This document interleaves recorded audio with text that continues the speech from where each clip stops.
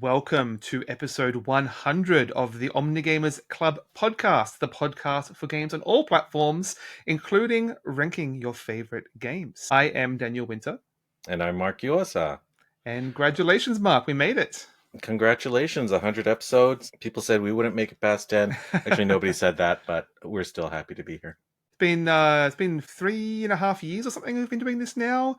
We've changed formats a couple of times. We've had a couple of soft reboots, both our choice and otherwise, with some technical issues. But we're still here. Still happy to be bringing you all the games. Yeah, still rolling. It's a labor of love. That's why we're here. And I guess we haven't told the folks what we're going to be doing this episode. Yeah, I mean, indulge ourselves a little bit for yeah. once. Yeah. Right. So in honor of our 100th episode, we've decided to cover our, I guess, theoretically 100 top games. We're not going to do 100 each. We're going to do 50 games each. And half of those are going to be tabletop and half of those are going to be video game related. So I think today we're going to be covering tabletop games, right? Yes, since last episode was pretty video game heavy, so I wanted to bring that back with some board games and RPGs. We haven't shared our list with each other before this moment, so we might have some overlap, we might not. Yeah, so do you care to place a bet on how many games we have overlapped? I think we're going to have very few. I think we're going to have like maybe 5. Okay. Five tops. I'm gonna lowball you there. I'm gonna go 3. Okay. Okay, you could very well be right. Price is Right rules. Your taste is different than mine. I think that's a good thing. And there's quite a few games here that I've never really spoken about. I don't think I've revealed as being favorite games necessarily. So I think there'll be a few surprises here. Yeah, and in interest of time, since we're going to be covering theoretically 50 unique games, I think I'm not going to be talking at length about some of these. We'll drop links to these games maybe after like a spoiler gap in the notes if you want to find more information on all of these. Okay, well, I think we should jump into it. No intro, because we got lots of games to cover. Let's get straight to it. Okay, the first game I'm starting off, which is the bottom of the list, for me, for tabletop games, is a RPG. Now, I'm not covering a lot of TTRPGs, but this one has a warm place in my heart. The game is Earthdawn. It was originally published by Faza Entertainment, who did BattleTech, Shadowrun. This was actually the second role-playing game I covered after Shadowrun. And it's an RPG. It's ostensibly a D&D-like. I had never played D&D before this. And why I think it has a place still is that it's a very different philosophy about the world.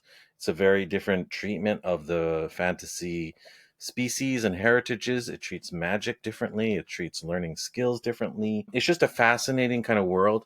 I would say the nutshell description of this game is D&D meets Fallout. Basically, there's a cataclysm. Everyone hides in these underground bunkers. And then when the horrific astral horrors start receding, then those who have survived, start climbing out of their bunkers and discover a devastated world, but some of those hidden bunkers might hold treasure and secrets and adventure. So that's why I like Earthdawn. It has a nostalgic, warm place for me, and I would happily play it again. Don't love the dice system, but maybe just the setting is worth exploring. Very cool. I think I recall you talking about that on like the TCTC episode last year, perhaps I got to play the 4th edition of it last year, and it was fantastic fun. I didn't have to handle the dice rules, so it was great. Yeah, I think this game is really cool, and it's still being kept up by not FASA any longer, but a smaller indie studio of real dedicated people who love the system and the world. Excellent. I love that fusion so go check of it out. Science fantasy. There's some cool things going on there. That's Excellent. right. Well, speaking of which of RPGs, I wanted to quickly say I don't actually have any RPGs in my top 25. I haven't really had time to like really dig into any in great detail or had any that clicks really closely for me. So I just want to very quickly throw out one honorable mention to probably what would be my favorite otherwise. That is Old Morris Cave, aka 1,000 Year Old Campfire, basically the archaeological, historical diagram of a cave over 100 years, and some really cool use of sort of poetry and time lapsing there. So I know I discussed this previously, so go back and listen to that episode perhaps. Daniel, we're minutes into the show and you're already cheating on us, listing a 51st game. Well, okay, let me get into my actual 25. And that is Mooncake Master. And so this is probably one of my favorite convention games. You're basically throwing around these sort of coaster-sized tiles that represent, like, they're quarters of mooncake that you're trying to match up colors and other things to fulfill customers. The very cool thing is each round you're given 3 tiles. You keep one, you pass one to either side. So it's just a great streamlined game. You're keeping everyone around the table. Like, you're interested in what everyone is doing. Most of your neighbors. Feels great to like toss these coasters around. Hasn't been widely available, but it did recently come out with a new edition. Smaller tiles, but much more accessible in North America. So keep an eye out for that. That's Mooncake Master. Very cool. Talking about highly unavailable games, I'm going to talk about a highly available game for my next one. By the way, I did play Mooncake Master with you, and it was enjoyable. Cute little game. So the game I'm covering for number 24 is a classic game. It's called Texas Hold'em Poker. Oh. So this game is widely available. You can play it for like 99 cents if you can find a pack of standard playing cards, and you probably have one of these in your drawer anyways. So Texas Hold'em Poker was introduced to me not that long ago. The World Series of Poker got popular there for a while. I think I actually learned it from a video game. Texas Hold'em Poker is kind of a different variety. It has its own kind of flow. It has a structure. It's highly strategic.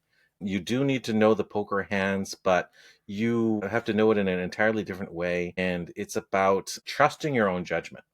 And we've covered a related game called The Gang recently, which is basically cooperative poker.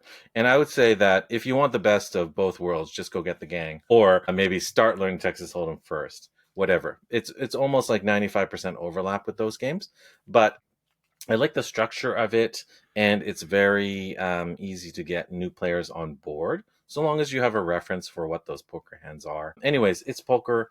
I don't need to go into super depth into that, but for those rare people who haven't had a chance to try on poker, I would recommend Texas Hold'em because it's fairly straightforward in terms of the rules. The structure will be reinforced every round, so you don't have to worry about that. Basically, just sit in on a round and bet some candies. And I have very fond memories of playing this with my family in a really cheap motel on our first night stay in Las Vegas when we went down there last year. And we ended up moving to a nicer resort on the second night. But it was just like a memory that I'll remember, playing with the mini Skittles that we had got from the store. So for that reason, it brings family together, it brings friends together. Yeah, can't beat the classics. Yeah, I've never really had much opportunity to play just classic poker. I obviously did really love The Gang. It would not on today's list, but would probably be in my top 100 at the very least. But I haven't really had a chance to dig into that sort of the meta of all the bluffing and the odds and everything of classic poker. But have enjoyed what little I've played of it. But yeah, very very much you need the right group for that game to make it really shine, I bet. But hey, like I said, one of the most accessible games out there. I have a pack of regular playing cards on hand right here.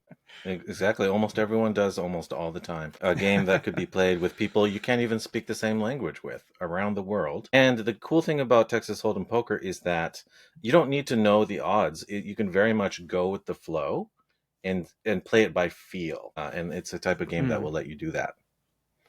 So, and no more needs to be said about Texas Hold'em Poker. Well, at the complete opposite end of accessibility and size, my 24 is Oathsworn Into the Deepwood.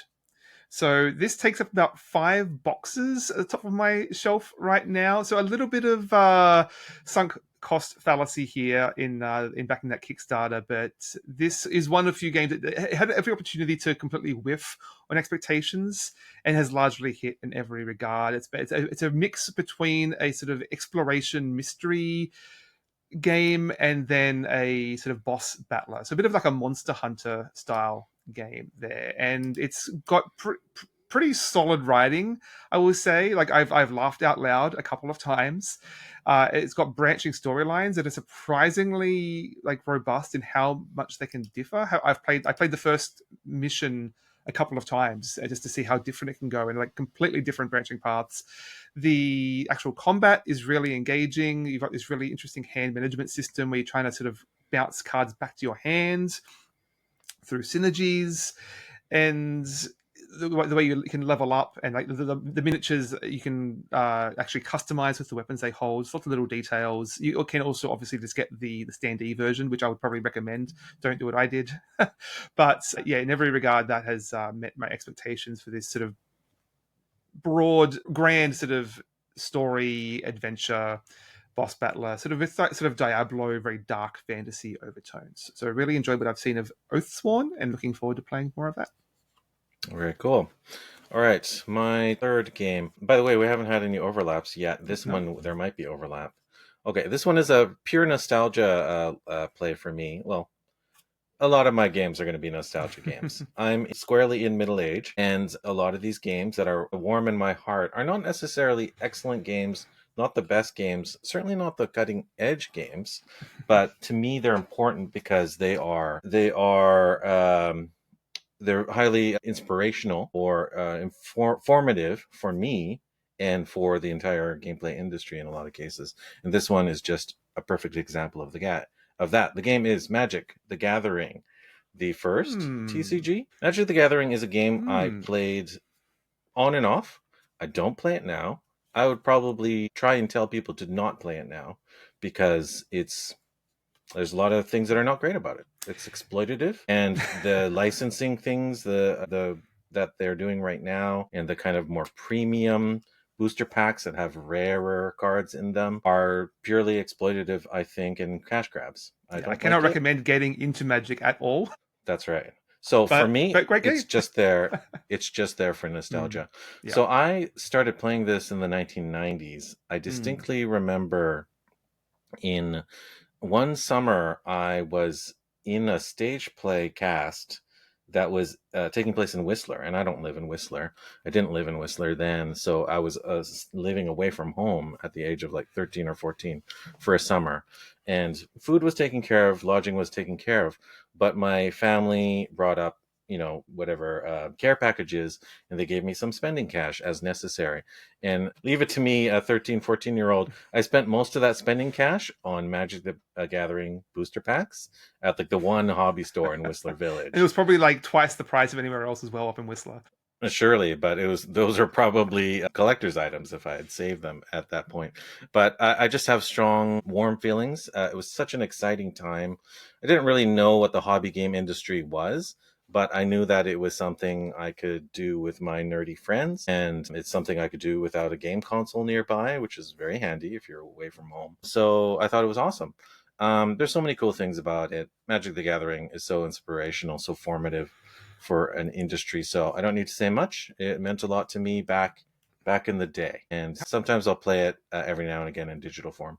It's really hard to put Magic into a box. It's so broad in the sorts of things you can do with Magic, and there's something to be had for everyone, largely. I have really enjoyed Magic, but I also I can't recommend as a business model getting involved in any way whatsoever, other than maybe, pauper format or something.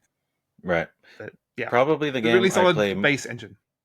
Yeah, probably the game I play way more than Magic the Gathering that is basically a clone of Magic is a game called Eternal. We had an entire episode about it on our main channel, so go into the backlog and check out to hear my deeper feelings about it. Cool. Okay. Yeah, go ahead. Well, my 23, a game that I've been trying to convince you to play for some time now, or to cover it, that is at least, and now perhaps with a new format I can finally do soon. That is Barrage, heavy Euro game, basically worker placements, managing dams with incredible flow in that you're literally seeing the flow of water coming down the maps, gathering in your dams and collecting them for points. Really fascinating use of sort of delayed gratification in the time it takes to set up these dams. Like to capture one drop of water takes like 3 different pieces of building infrastructure, multiple turns. Meanwhile, someone else comes in and has sort of built another dam upstream. So high interaction, very much encapsulates that Daniel Day-Lewis. What's the movie? There Will Be Blood. I drink your milkshake, right? But with damming water. Excellent worker placement, heavy game. It's got the sort of same vibes as Zolkin, where you sort of investing infrastructure into this wheel and then rotating it, waiting for it to pop out and free those resources up again. So yeah, I had a blast with Barrage. Yes, good flow. I see what you did there with the wordplay. Barrage, I've actually played once in digital form. I was totally bewildered. It's actually a favored game of my friend Kenny D. Goodkey. But to be honest, I haven't played it in person, so I can't say I gave it a proper shot. But I would play it again just to learn it better. It does work surprisingly well on Board Game Arena because it's so much easier to visualize the flow of the mechanics. I would recommend playing it in person just to learn the rules properly, though, and have a proper teach. Because I had a bad teach of that game, did not gel with it until I had a chance to try it again later. Yeah, that makes sense and is the case. Good advice for most tabletop games. All right. The next game I'm going to cover is along the same lines, another card game. Don't worry, my list is not entirely full of these.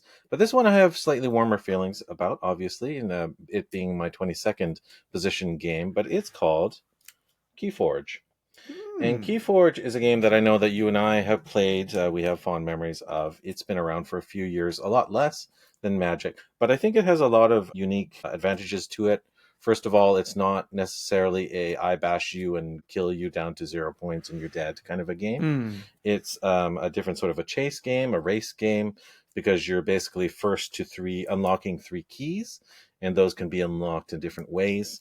I like how there's these distinct factions, the 3 factions that are printed on every deck of cards. The other cool thing about this game, which some people might say is not cool, is that there is no deck building. So all the decks are pre-constructed. There is only one copy of each deck in the world, and if you own it, you're the only one who owns it. They're algorithmically generated, and they're essentially balanced, but some of them are unique. Some of them have slightly more rare cards than others, and because they are all unique, they do have a different distribution of cards. So some are arguably, or quite correctly, stronger than others. I have a decent collection of collecting Keyforge decks over the years. I'm showing, I don't know, maybe 15, 30, I don't know, maybe 10, a dozen decks right there in my quiver, holding case. But I have another unopened crate of first edition Keyforge decks, which matches a copy that I gifted you, Daniel, for your birthday the other day. So one day, I don't know, one day maybe if we go for a game retreat or something like that, we should take those with us. On our episode 500, a podcast getaway. We should take those crates with us, unlock them, and just play match like a games. knockout tournament of like the best deck between them. Yeah, and I know you probably have some opinions about Keyforge. Yeah, no, I really enjoyed this one. As someone who loves deck building games, hates the deck building, the accessibility and pick up and play of this is really solid. We discussed Lorcana recently. He did something similar with the race mechanics rather than the dueling, and also the lack of mana. I mean, there is mana, but like not physically in your deck necessarily. So it does some really neat things there. And the faction system, just reducing everything down to which faction are you going to choose this turn, sort of condenses that decision space down into like one really meaningful decision, but which sort of cascades in some really interesting ways. Yeah, and like a lot of the games on my list that you'll see later, this game features a lot of like combo play, a lot of like finessing, tweaking, activating cards, which I like a lot. And yeah, I don't know what to say. It's just really clever and really unique. And to those kind of doubters that say, well, you know, what if I just don't like the way that deck plays? Well, some decks might just get played once. And at the cost of $10, I think that's fine. Like that's the price of a booster pack. So bring like 5 decks to a game night and just rotate through those decks, or swap decks with a friend and have them play it out and see if their unbeatable deck can actually be beaten. Maybe there's going to be a challenge there in sort of making a deck work for you, the discoverability of what's in there and how it works, and then making it work, getting the best out of it, sort of learning to master a particular deck. I think there's some fun to be had there. And maybe being able to trade a certain deck to another player who really likes that play style.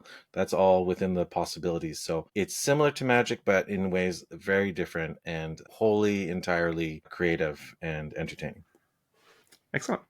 Well, my number 22 is Verdant. So we've discussed we had a feature episode on Cascadia a while back, which I really love Cascadia, but to me, Verdant is in the sort of the Goldilocks zone between that sort of the flexibility and accessibility of Cascadia, and that sort of tight the claws coming out of the tight brain burningness of Calico.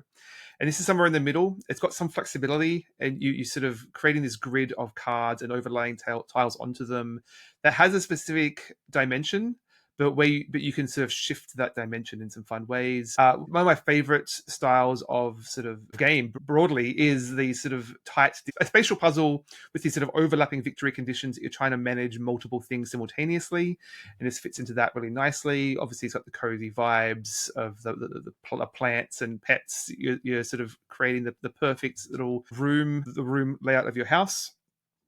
And yeah, I've really enjoyed all of Flat Out's games, Calico through Verdant, but this is my favorite of that sort of trilogy. Yeah, I remember playing Verdant with you, I think, at your place or somewhere else. We played it in person. And I did enjoy it the one time that I played it.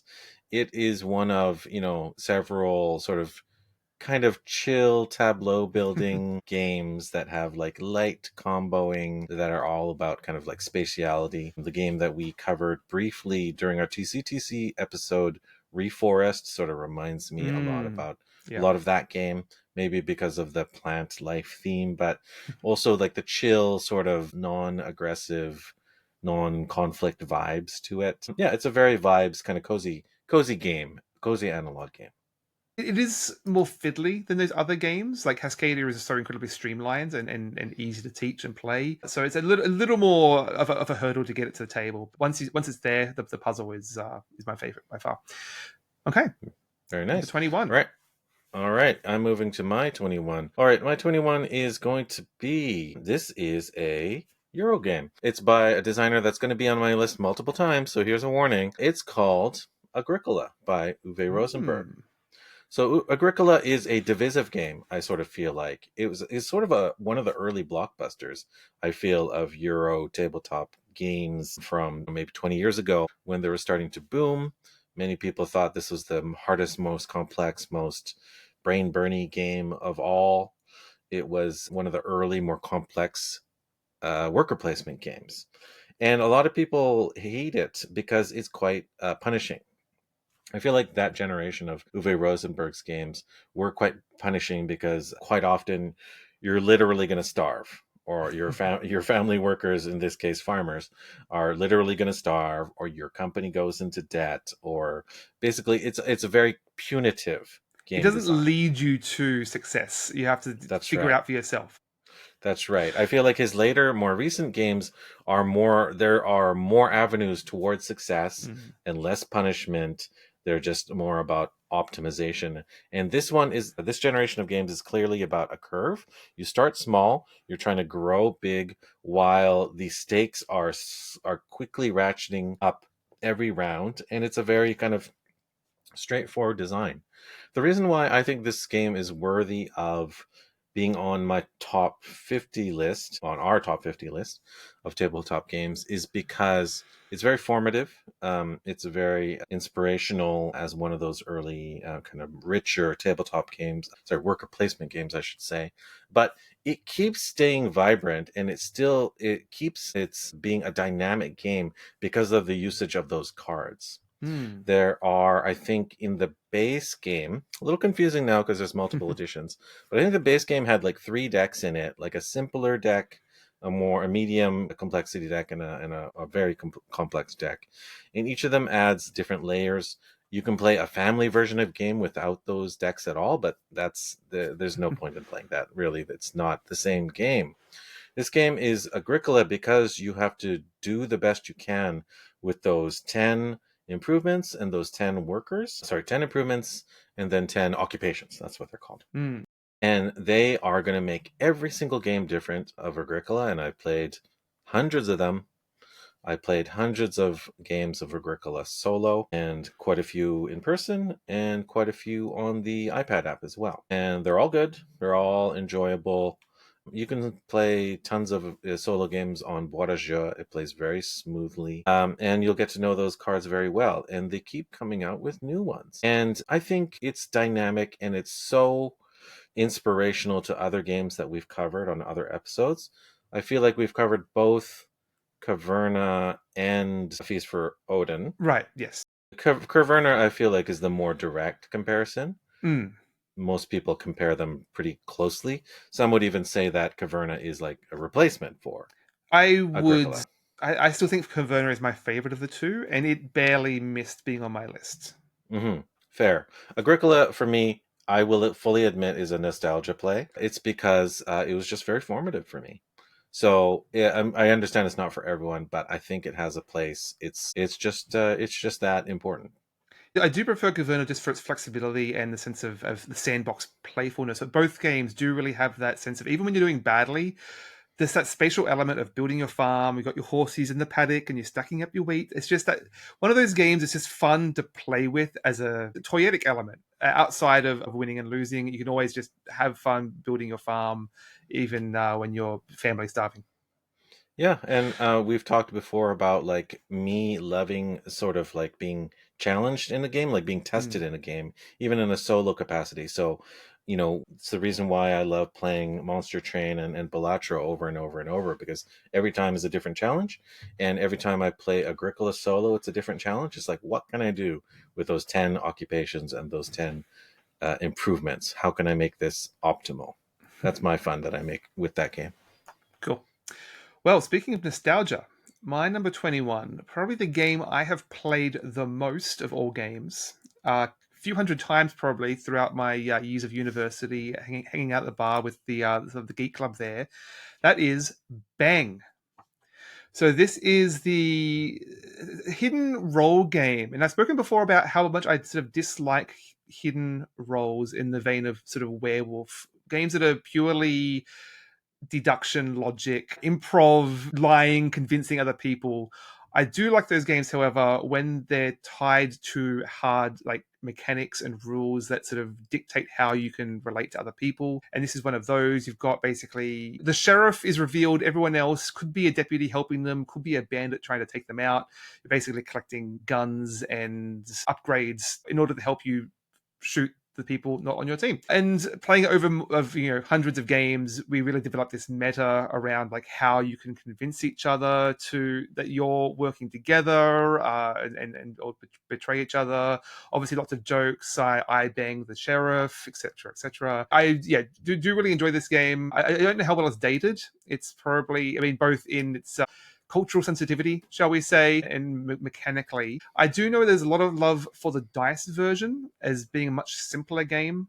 I find that the dice version is much faster, but if that's the best you can say about a game, what's the point? And I found there's like zero decision space in that dice version, where here there's the original card version has much more room for the social dynamics to come out and back and forth. Even it's still possible you'll get eliminated on the first round before you've even had a single turn. But hey, if you're at the university bar, you can just go and get a drink or go do some, go to your classes, right? So that was never a problem for me. Bang is a game I played a ton of. I played that game dozens of times, and I feel about the same as you do. It's fun as a pastime. It's fun to while away the hours with people you like or people you're getting to know. It's not deep, No. but yeah, it's a icebreaker. It's a good Mm, icebreaker for just being silly. Okay, Bang. We have not had any overlaps yet. no. Pretty fun. Pretty I will interesting. say I know of one that I won't reveal yet. Okay, cool, cool. All right. My next game, number 20, is a game that you and I have played. Mm-hmm. It is another tabletop role playing game. We played it recently and we're maybe playing it again soon. It's called City of Mist, which is Okay. the flagship role playing game by Son of Oak Publishing. They also produce Otherscape, of which Otherscape Cairo Otherscape is, I think, on Kickstarter right now, perhaps. So, City of Mist, what can I say? It's really cool. I've spoken about it in the past. Basically, it's powered by the apocalypse, but it's akin in a lot of ways to Fate. So basically, there are these tags that make up your character. I think there's something like 12 main tags that make up every character when you start the game. You can unlock more as you go, but they're basically just words. They're basically just phrases like you slink through the shadows or something like that. And anything that you can think of that would leverage slinking through the shadows, you can do. It gives you a mechanical advantage. So for that reason, it's very open to creative use from both the players and the GM. And if the GM is adaptable enough, then they'll say, yeah, absolutely, that totally works. Let's see where that goes. So you add each of those tags that helps, and sometimes you might have multiple tags that help. So you can add upwards of 3 of them to any test that are relevant. If you can argue that they make sense in that context, then they give you a big plus. And because success is, you only need a minimum of 7 on a 2d6, plus 3 is a real big advantage. So you play this game a little bit. What are your initial Yeah, thoughts? I've really enjoyed it so far. I haven't had, not having read the rules, I've been going off of like you teaching us the game, and within those 2 sessions, I haven't really had a chance to sort of make the most of the game and its strengths yet, and have it fully internalize how it works. But I am really enjoying that tag system. Is just a really simple way of providing hooks for your character, and sort of leading. Is there someone who's not very good at sort of improv, and I sort of visualizing a character in advance, that does give you some very simple sort of tools to play with in improvising a character and expressing them. So yeah, we're enjoying it so far. I think we plan to play more of it, and perhaps talk about it in more detail at some point. Yeah, absolutely. So I'll just leave it there. It's kind of the system I'm enjoying right now. That is a City of Mist, my number Okay. 20. Well, my number 20 is I Love Cats. I love cats. I love cats. So this is a Another feature episode. did we feature that? Interesting. Though, curiously, I didn't write down what number that was, but you basically it's a tile laying game. You got these tetromino tiles representing cats. You're laying them onto your ship. In order to do that, though, you're drafting cards that both represent the cats, but also the victory conditions. And so those conditions are changing every round, game to game. There's like each game, the cards in there are going to be different. There's like different modules you can pull from, and then what you draft are going to be different. So you're always playing a slightly different puzzle every game, and card drafting is always just a love of mine. But what I wanted to say is I don't know that this is I love it more, but what I particularly wanted to shout out was specifically the explore and draw is like the roll and write version of this, which was originally the remote mode of the original game that I enjoyed back then too, and it really distills the core of this game down in some fascinating ways. Basically, instead of drafting cards, you lay them into a grid and just pick one row of cards from that grid. So you're not drafting, but it just streamlines it. It takes this huge bulking box that can be a little tricky to teach with all the moving parts, and just distills it down into its core elements in some really fascinating ways. So I think I'm gonna officially explore and draw is my number 20. Interesting. Yeah. We covered Isle of Cats in September of 2023. So go check that out Interesting. in our Okay, backlog. I forgot about that. The original game, that is. Or maybe go and try the roll and write version. And there Okay. was Yeah. a dual version just came out like a month or two ago, I believe. Very cool. Yeah. Maybe there will be revolutionary and entirely change my opinion. Okay, my number 19 is a another board game, and this time it's the return of designer Uwe Rosenberg. This game is Le Havre. Le Havre? Le Havre. Le Havre. It's based on the French city of Le Havre, a harbor game. I think it's called The Harbor. And it's of that same generation as Agricola. I don't remember if it's before. I think it might have been the follow up to Agricola. It is equally punishing, maybe even more punishing than Agricola. In this game, the first time I got taught it, the first time I played it, I got absolutely trounced because there is a even more articulated income curve that you have to meet. You start really small, and by the end of it, you should be a shipping magnate. And if you didn't follow along, then you're going to be bogged down in extreme debts. It might give trauma to any people in international trade right at this moment in history. But the cool thing about Le Havre is its interesting resource generation mechanism.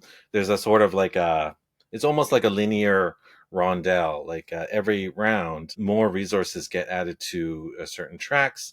And then, of course, because there's a slight worker placement, you can snatch resources and utilize actions that are either owned by yourself, they are neutral, or owned by other players.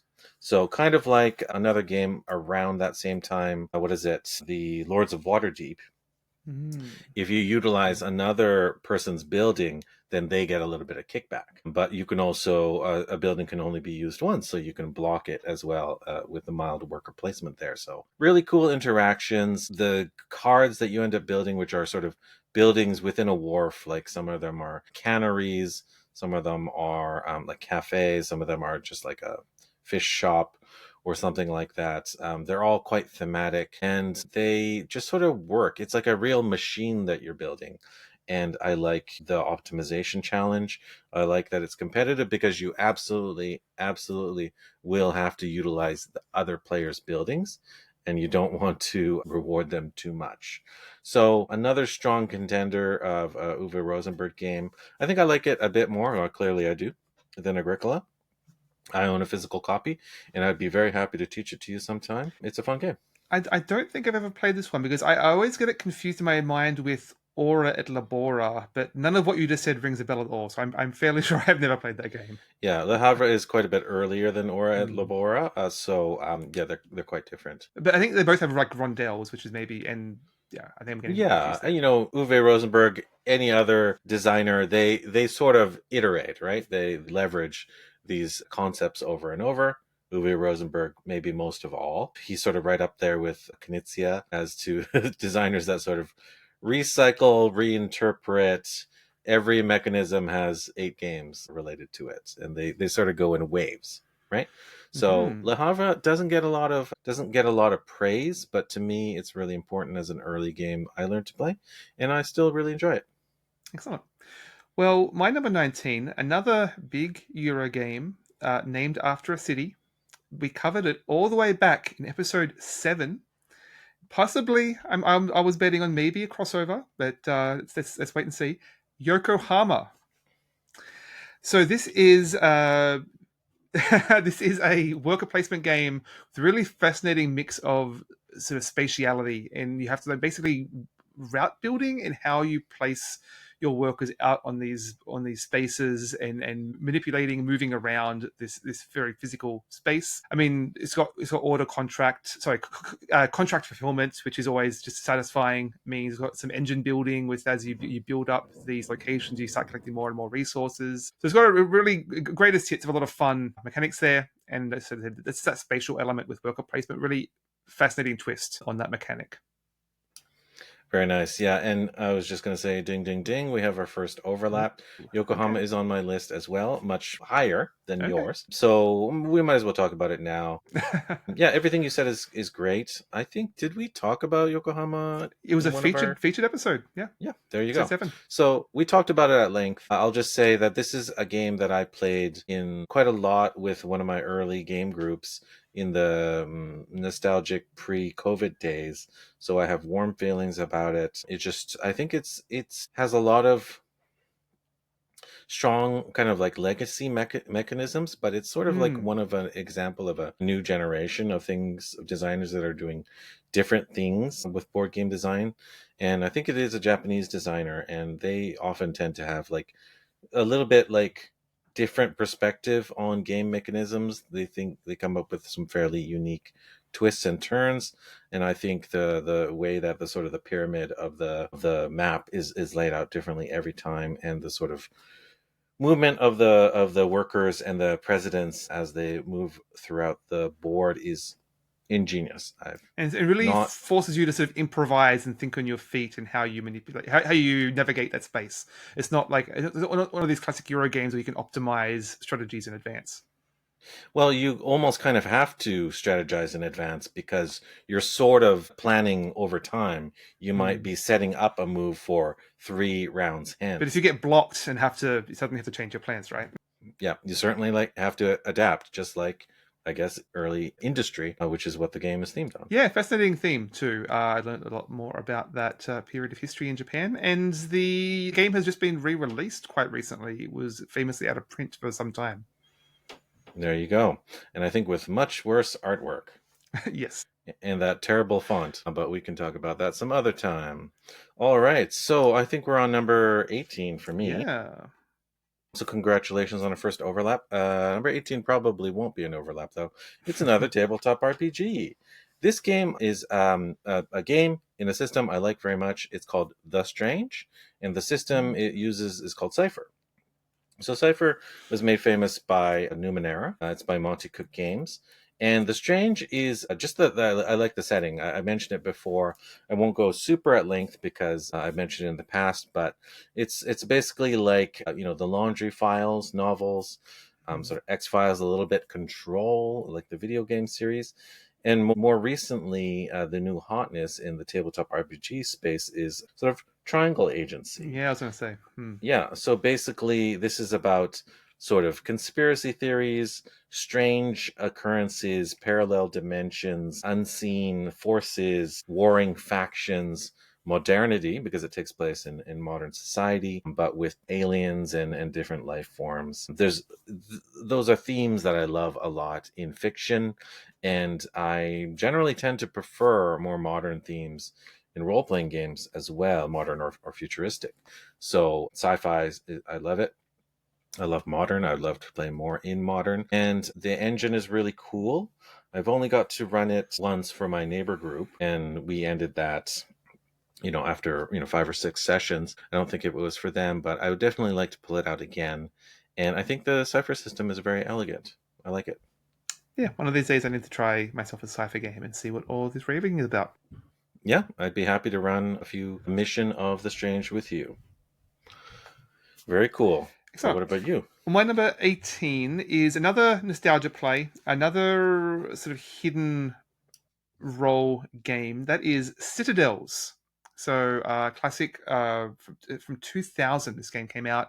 Very, very simple sort of tableau builder. You got these sort of very, very sort of fantasy tropes of building castles and towers and fairy fairy structures. But with the way you're gaining resources in this game, you're basically drafting these roles in secret that will help you collect gold or steal gold from other people.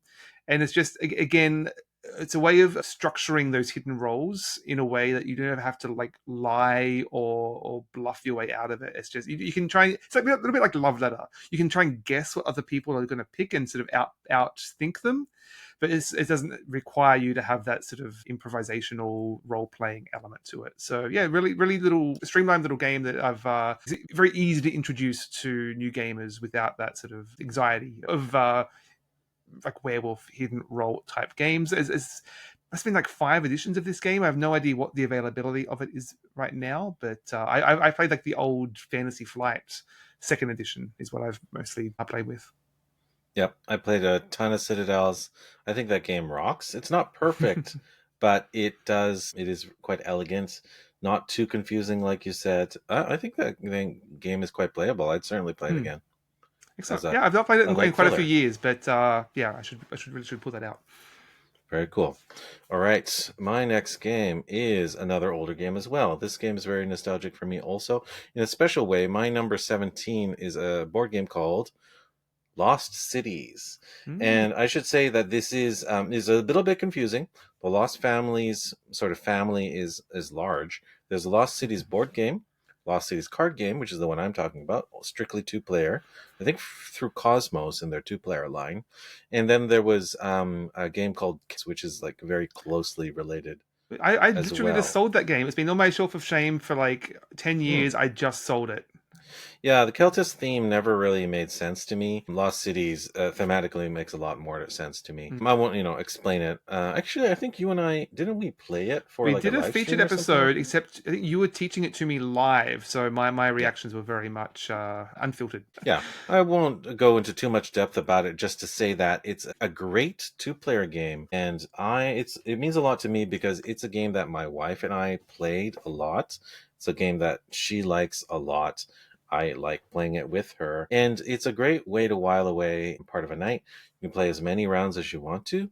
I think we usually play best out of 3. And, it's like they're larger kind of tarot sized cards, but it's easily packable. Just leave the box at home and take the cards with you. And, the theme is just so light that, it's even like less slightly offensive than like Lost Ruins of Arnak or anything like that. There's basically you're going on expeditions, and what happens on those expeditions, you don't really know. Yeah, excellent 2-player game. Theme is pasted on, but just excellent gameplay.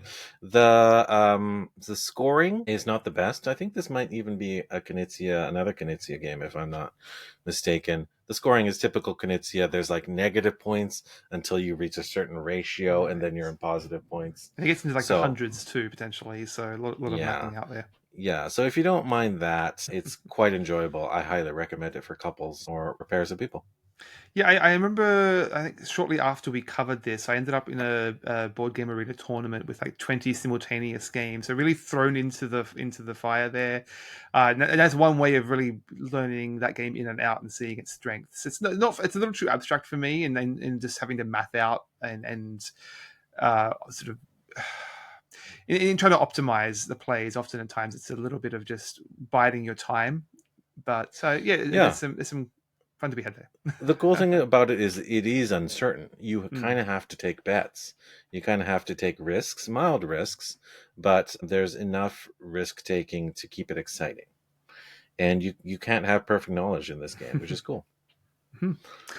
Okay, my number 17 is Into Deep. So I mentioned Mooncake Master from Daryl Chow. So this is a co-design from him and Josh Capel from Burnt Island Games. So this is a big box, not really Euro-y game. More, it's really fascinating mix of mechanics in that you're trying to solve these puzzles with shared pieces. So you've basically got this rondel, and you've got multiple characters moving around, and you can claim like these. You can jack in basically in this very cyberpunk sense to these characters and then manipulate them, and you're trying to set them up in this very specific configuration to fulfill your orders essentially.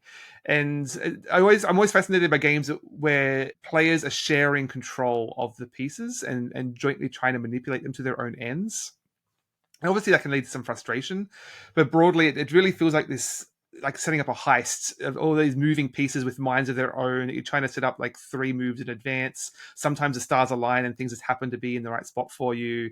Really amazing artwork from Dominic Meyer, who one of my favorite Magic the Gathering artists too. He's fantastic work. Really cool sci-fi theme. The ending is very convoluted, I will say. I feel like I could have streamlined that a little bit, but that core puzzle I just find incredibly fascinating. Very cool. Okay, I'm moving on to number 16. This is the first game I'm going to say is objectively not a good game, or not a great game.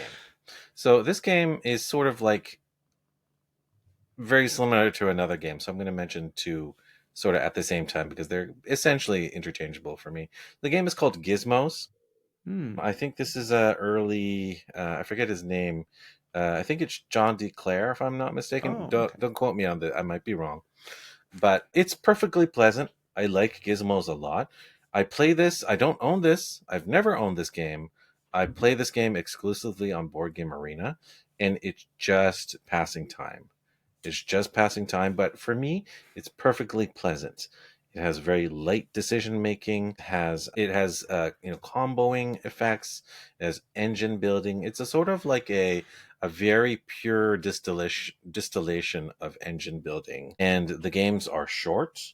The rules are not hard.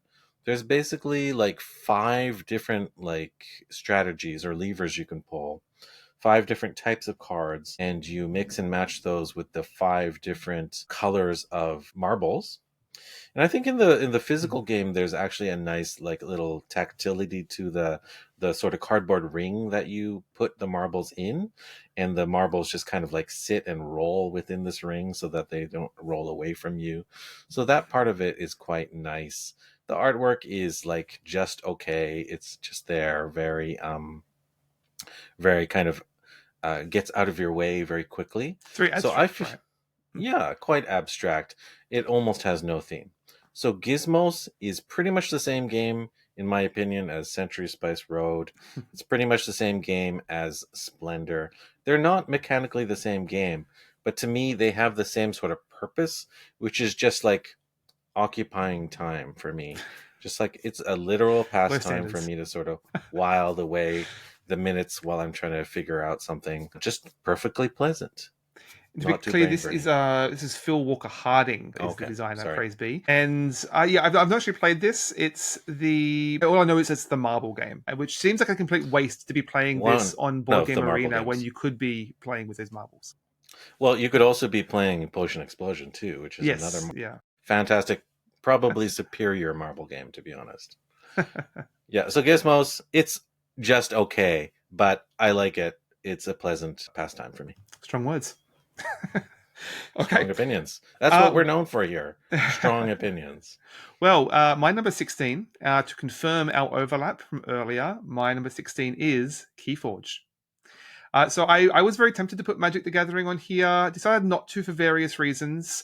I'm remiss to say that Keyforge is a superior game, but I do just really love that, and we've already discussed it. I don't want to go over that again, but yeah, very fantastic pick up and play that ties into my love of deck building games without having to worry about all that annoying deck building. Nice. Yeah, so we have two overlaps so far. That's pretty Hmm. good. Okay, so quickly approaching the three that you predicted. Let's see if it goes above that. Okay, so my next game is number 15, Race for the Galaxy is the game. Ooh. Another game I learned early in my board game career. This game has had a long tenure as well. So many expansions. I don't even know how many.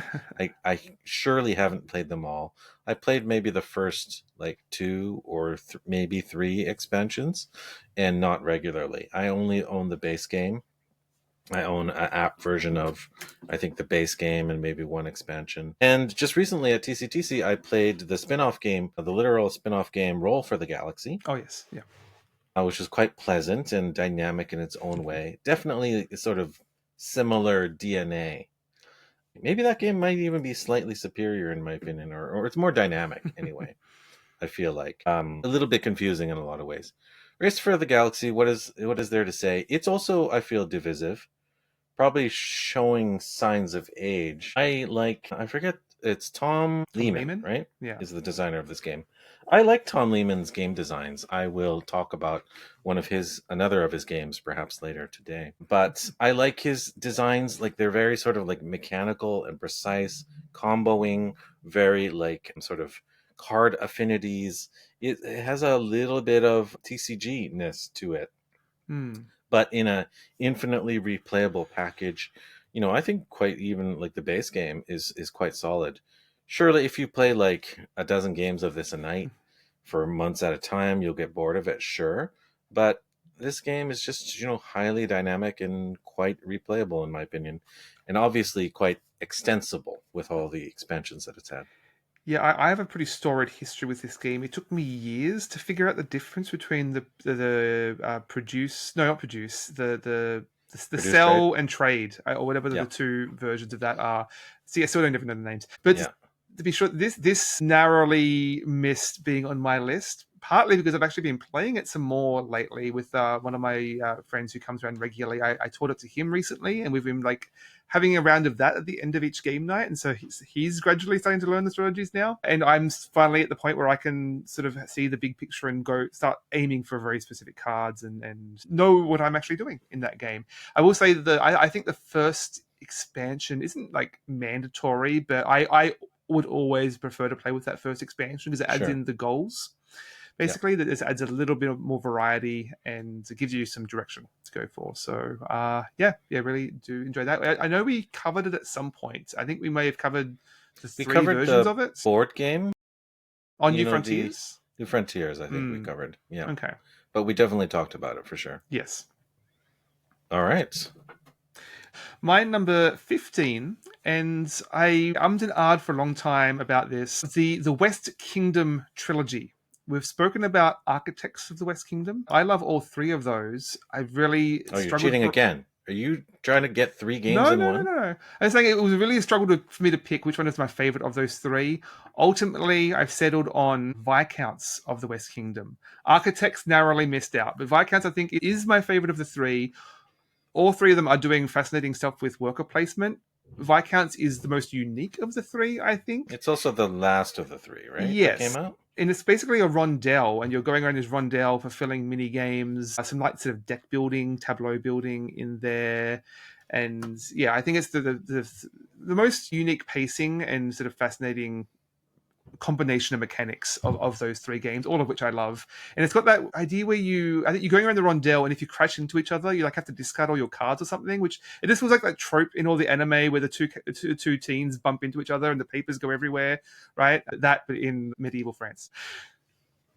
Sounds interesting. I haven't had a chance to play it. I think you and I covered, what was We it, covered Architects for Architects. one of the episodes. We Architects played it. narrowly missed being on the list too. That's probably my next favorite.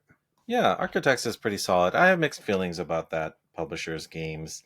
There's lots of cool parts of those games, but I Mm. feel like none of them have really been knocked it out of the park, in my opinion.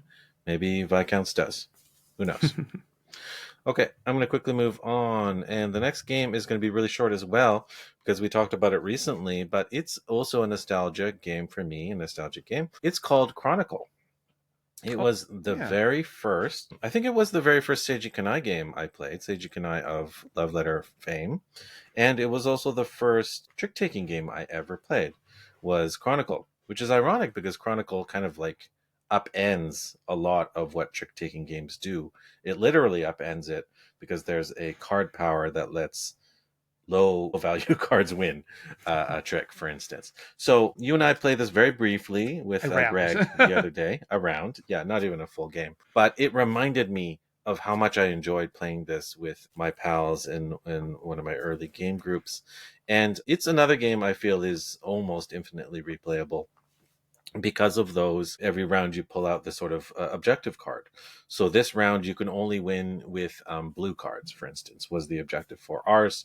This another one might be you can only win if you have a evil card in your hand. So everyone is a little bit different. Everyone is provides a twist. Basically, it's quite chaotic. It's even more dynamic than Love Letter is, but it also has that sort of light, sort of brain burny, I wouldn't say deduction. Like it has maybe like a slight touches of deduction, but like uncertainty, risk, and chance, because each of the 3 suits has the same set of powers. Mm. So if you haven't seen a certain power come up, you know that it's going to likely come up, but just who has it? Is it Daniel or is it Greg that's going to pull out the power? So you're playing with all these levels of strategy and potentiality, and that part of it really gets my brain going.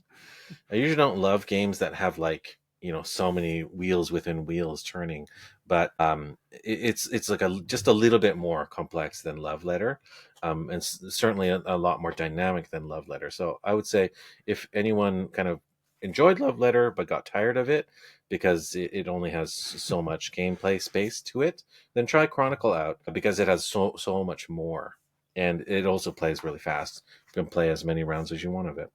Yeah, I'm not a huge fan of Love Letter, but that one round of Chronicle did leave a good impression. I'm keen to try it more, and it's a game that's going to take a few rounds to just memorize what those abilities are. It's like because each card can change the board state in pretty dramatic ways, and so just knowing what's possible within the game is going to take a little while. But once you've over that hurdle, I can see a lot of fascinating meta social dynamics coming into play there. So my number 14 is Broom Service.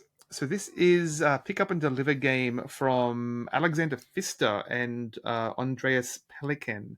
So I was a couple of Pfister games that were nearly on my list, but this is ultimately my favorite of his.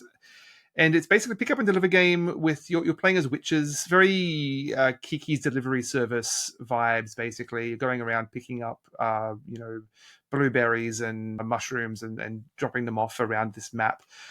So, I mean, pick up and deliver, as you might soon see, one of my favorite genres, just inherently satisfying to me, scratches that itch. But this also has that element of sort of not quite hidden roles, but like bluffing, in that you all have a hand of cards of like, I think there's 12 rolls or something, and you have to pick one, or you pick a couple at the start of the round.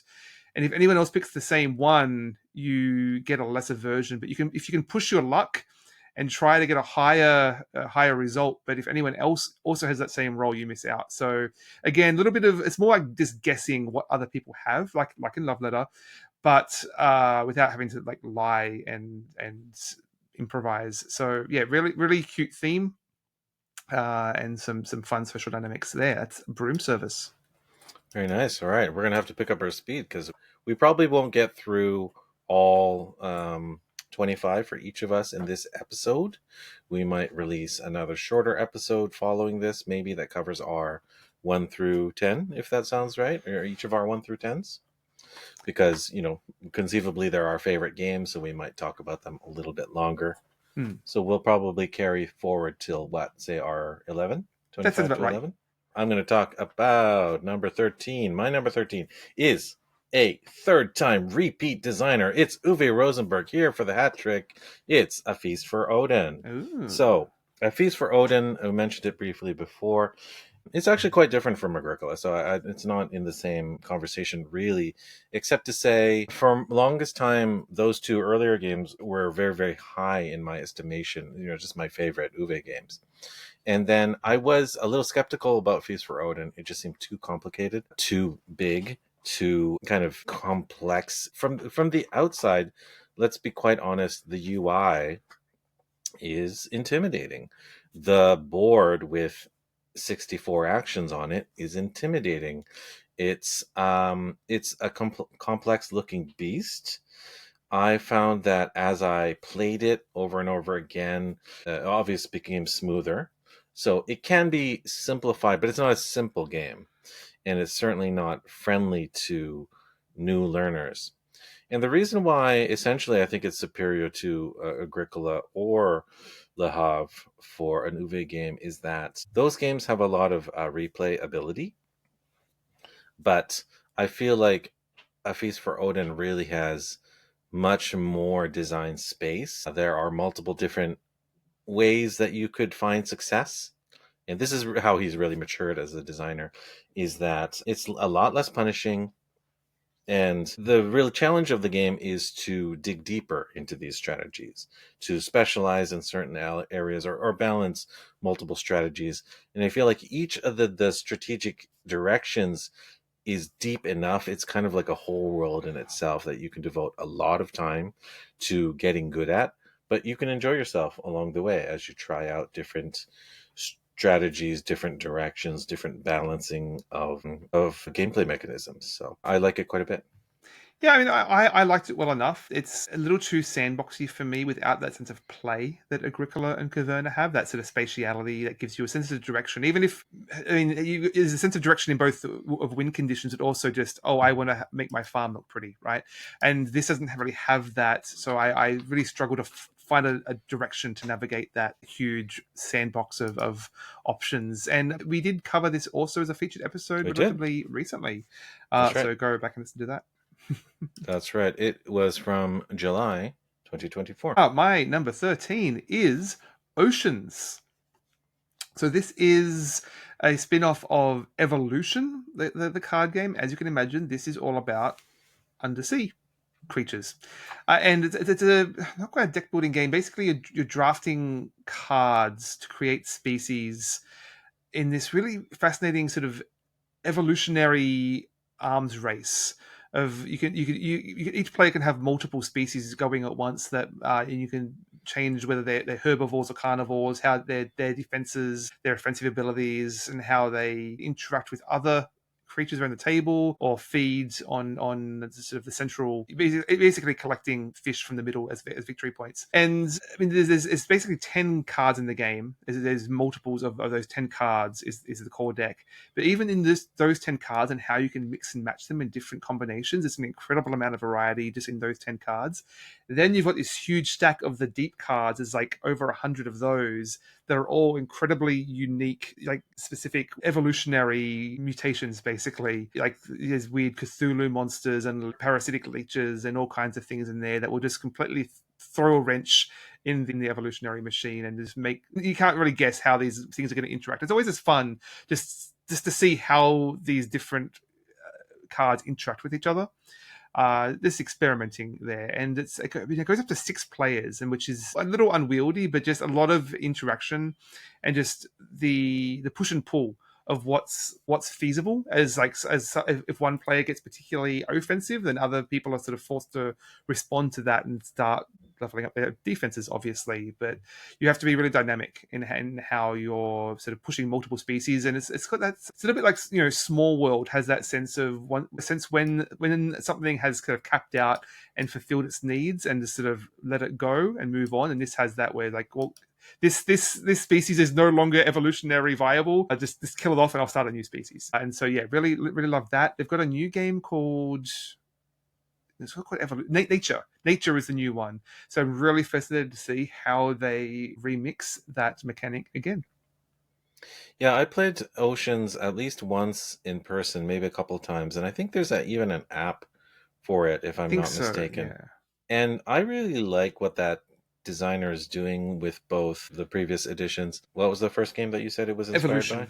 Evolution, yeah. Evolution was cool, and Oceans was really cool. It has a lot of the combo-iness that I like about certain games.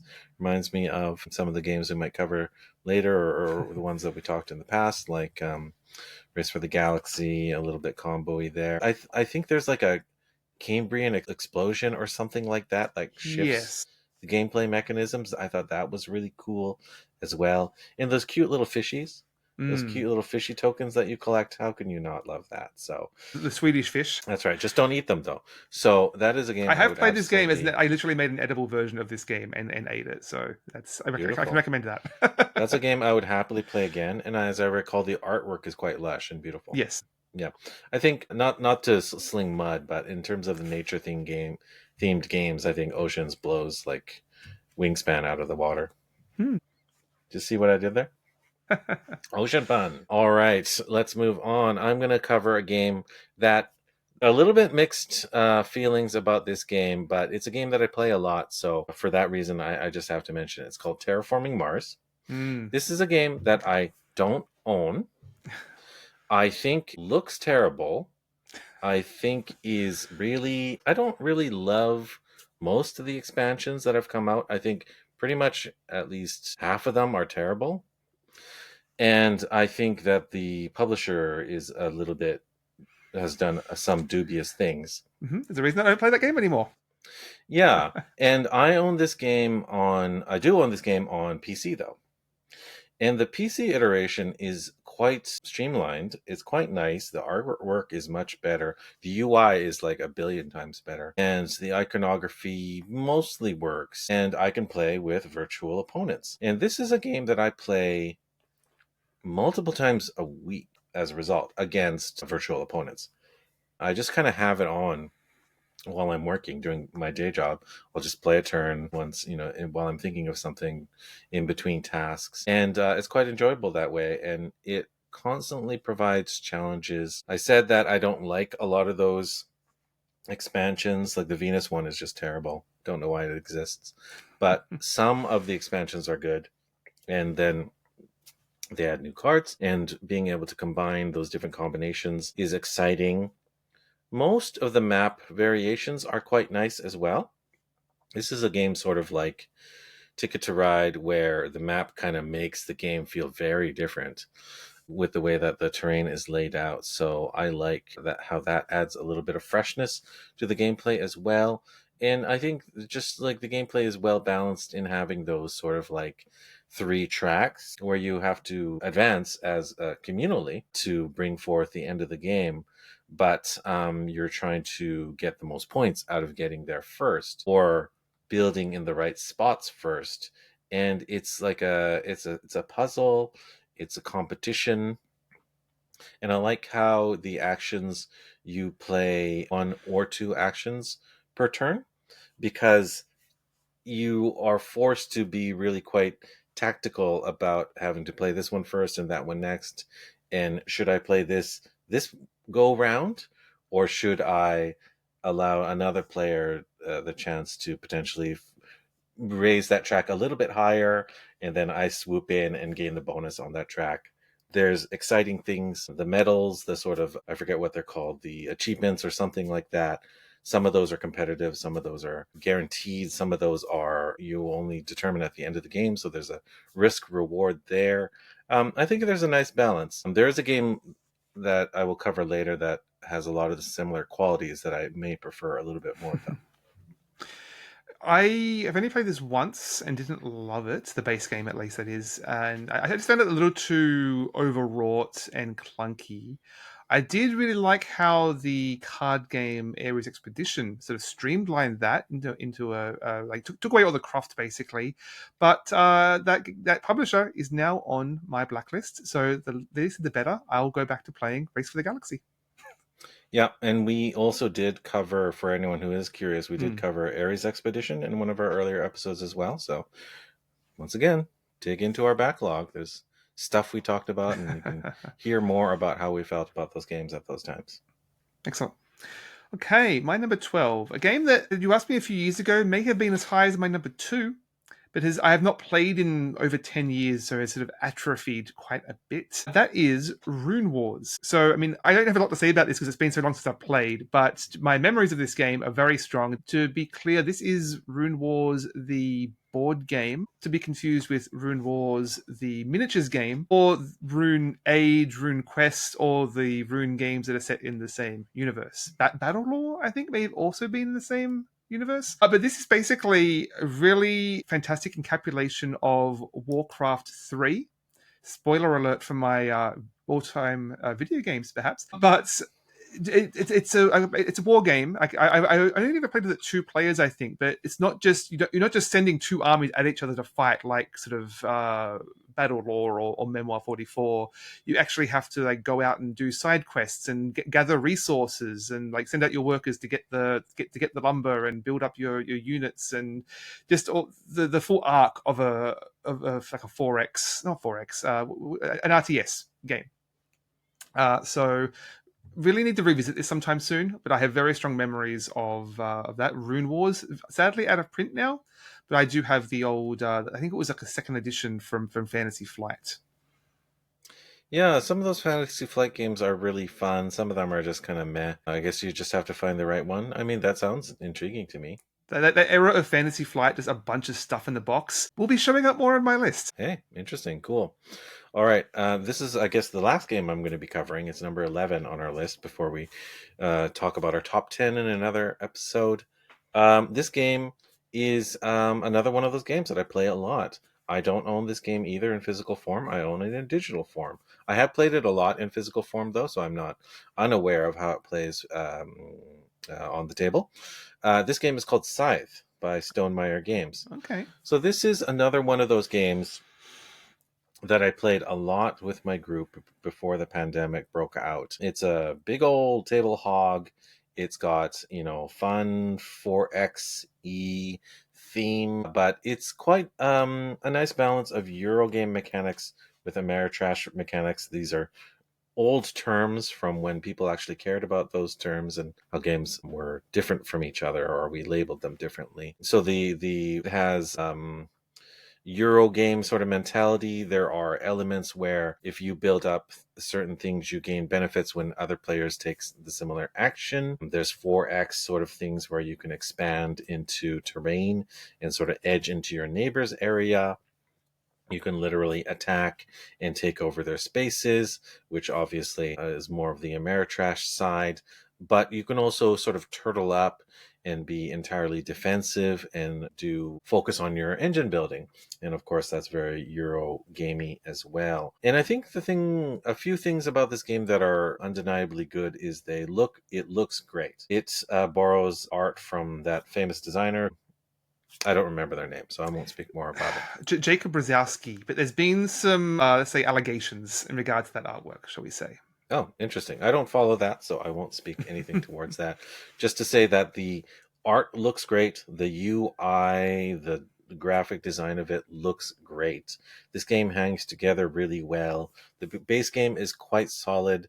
Some of the expansions are a little bit iffy, but not nearly so swingy and bad like the Terraforming Mars expansions are. I haven't played a lot of those expansions, so please don't hold me to it, but the ones I know quite well are the ones that introduce the sort of Japan type equivalent faction, and then the kind of Ireland type equivalent faction. And there's just so much I like about this game. It's a nice balance. I rarely play these sorts of 4Xe style games, but because it has so much Eurogame to it, I ended up enjoying this quite a bit. And I think it has a decent replayability potential. At least I played it. Another game where I play it 2 or 3 times a week, and I'm not tired of it. So your mileage may vary. Yeah, I played a lot of this when it first came out. It might have been my first Kickstarter. It was right there at the when the Kickstarter sort of craze started sort of really blowing up. It was one of the first big projects, and I really enjoyed it back in the day. Have the first couple of expansions that I tried, and to be honest, I hadn't played it for many years. Went back recently and couldn't really rediscover the magic. I just found it incredibly prescriptive, especially the opening, like several turns, just going through the motions of being pretty obvious what you should do at every time, basically. And the interactions, I mean, I don't mind that it's not exactly a combat game as much as it pretends to be, but just in the end, there wasn't a lot of interaction. It was largely just trying to avoid each other as much as possible. Yeah, it's a conflict themed game, right? Sort of about brinksmanship. So for that reason, like the big old mechs is like they kind of want to be pitted Right, against each other. intimidation. You don't actually want to be in a fight generally. Yeah, but a lot of global politics and war is a lot like that too. Yeah, which I don't think it's an issue. I really struggle to find much dynamism there these days. I think there's so many other games have played in that space much better. But it does. You're right. It does have a very good sense of place in the artwork and sort of the presentation of the game. Yeah, and this is a nostalgia thing to me as well. I played this a lot back in the early days. And also, I guess because I play it digitally mostly, those early rounds just go by really quickly. Most of these games I'm done in and out in, 35 minutes sort of thing. Mm-hmm. All right, how about yourself? Well, my number 11, so the final game for today, is I was betting on the final crossover game. Maybe. That is Dune Imperium. So we covered this. Wait, when was this? Episode 31. We covered the game. There was the original Dune Imperium, and then there was the recent re-release of Dune Imperium Uprising. So tentatively, Uprising is officially my number 11. I flip flop as to which I prefer. I think ultimately it's going to come down to your familiarity with deck building games. As to I can respect the elegance of the original and being a little simpler in how it approaches its deck building. But yeah, this is a fantastic mix of worker placement, deck building, and war game. And at a time when there was like a bunch of games mixing deck building and worker placements, and this, on first impressions, this was my least favorite. I really did not like this game. There was a huge lesson in to not take first impressions necessarily at full value, especially if it's played online. So I have really learned to love this in hindsight, and it eclipsed Arnak especially, and what was the other one? Endless Winter was the other. So I'm playing with that fusion of mechanics. So I think ultimately the depth of each of those elements is just so much stronger here, and it holds up to multiple playthroughs, especially the multi-use cards. Like every card, you can either play it with a worker to get an immediate bonus, or you can hold it to the end of your turn to potentially get a delayed bonus, and sort of optimizing your hand there. And the worker placement is just really expressive use of the theme and how each of those locations just represent the various factions and locations in that universe of Dune. Yeah, no, I really love it. It's the victory points. It's like at max 10 points basically, or like it ends at 10 points. So it really is like such a tight game where every single point matters. Off in many ways a zero-sum game, especially like the factions where the points are literally like you're taking it from someone else. So yeah, really really great mix of mechanics there from Dune Imperium. Yeah, I agree with a lot of pretty much everything you said there. This game is not on my list at all, so Okay. it's not an overlap, sadly. But this is also a game I play multiple times a week because That's why I I thought it own might be it up there. in digital form.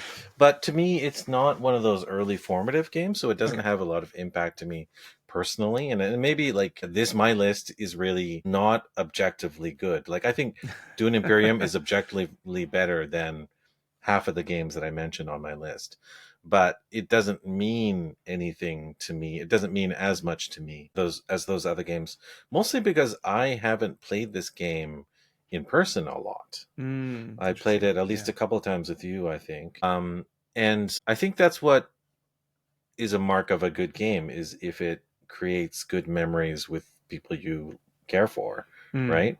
You know, you could say that this is mechanically speaking a superior game, but to me it just doesn't have that same impact. But it could in the future. Um yeah, it's really solid. I really enjoy it. Mechanically it's very well designed. To me it doesn't really seem that deep. Like it's not as deep, I don't know, than as a Feast for Odin. I think there's Mm. just only so many combinations, so many plays that you can make before someone scores 10 points. But I understand that there are some expansions I haven't played that might have rebalanced some things, and there's some certain card combos that are more exciting than others. Maybe some that have exciting reversals or twists or things like Yeah, that. especially in Uprising and a couple of the expansions, you can really get some fascinating synergies there. The base game is fairly basic in what you can do with the deck building. I do appreciate it as to in terms of it's doing so many other things that it can be overwhelming. I think Uprising is almost just too much going on in some regards. All the cards are too specialized almost, but I do really love that game. Well, if you haven't noticed, all of the games on my list, I've only talked about the base game of them. And I think it's a Okay. little unfair to say, like, this is a great game because, expansion 5 is the best. I'm not saying that Yeah, you're saying that, but, like, encapsulating the whole lifespan of a game is not really something that I am interested in doing. I don't love the whole fact that they did this like 2.0 where you need a diagram of what's compatible with what cards, and if you've got this expansion with this version, take out these cards, and like that's Sure. just very convoluted. But the game is good. Game is good Good for game. sure. 100% agreed. All right, and with that, I think we've covered a decent amount, and we're going to talk at length about the top tens of each of ours. I'm sure. Maybe next episode, or maybe we should talk about the bottom of our video game list next. I don't know, just to keep We'll see. things Yeah, alternating. yeah. We'll see how it goes. But we had a nice, good talk here, and no need for dessert because that was a full meal. Yeah, and I said I might actually do some rearranging because like my top number one game. I also have not played in over 10 years. I've got it with me here. My plan is to play it this week and see if it Hmm. still holds up or if it just gets kicked off the list altogether. So who knows? Maybe there'll be a shake up.